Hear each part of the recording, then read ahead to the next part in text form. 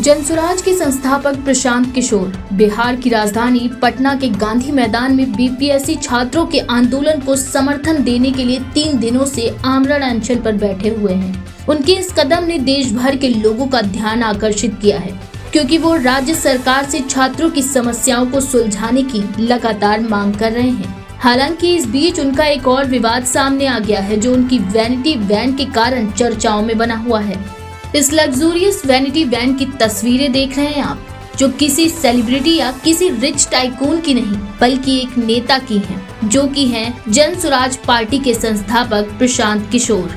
Viral हुई तस्वीरों में दिखाया गया है कि प्रशांत किशोर की वैनिटी वैन कई अत्याधुनिक सुविधाओं से लैस है, जिसमें एयर कंडीशनिंग, आरामदायक फर्नीचर और हाईटेक उपकरण शामिल हैं। इन तस्वीरों के वायरल होते ही प्रशांत किशोर पर कमेंट्स की बाढ़ आ गई है, खासकर बीजेपी और आरजेडी के नेताओं की, जिन्होंने आरोप लगाते हुए इस पर टिप्पणी की है कि वे आम आदमी के मुद्दों पर समर्थन तो कर रहे हैं, लेकिन उनकी निजी सुविधाएं और रहन सहन ये दिखाते हैं कि वे राजनीतिक रूप से खुद को जनता से अलग कर रहे हैं। बीजेपी नेता नीरज कुमार ने इस मामले पर कहा कि अगर प्रशांत किशोर सच में आम आदमी के साथ खड़े हैं तो उन्हें ऐसी शानदार वैनिटी की बजाय आम तरीके से अपना आंदोलन जारी रखना चाहिए।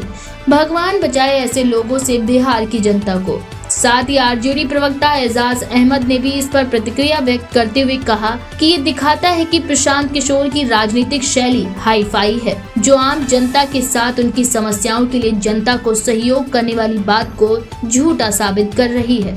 इस तरह की सुविधा से आंदोलन के नाम पर किस तरह की राजनीति की जा रही है, एक व्यक्ति के द्वारा उनकी पोल खुल गई है।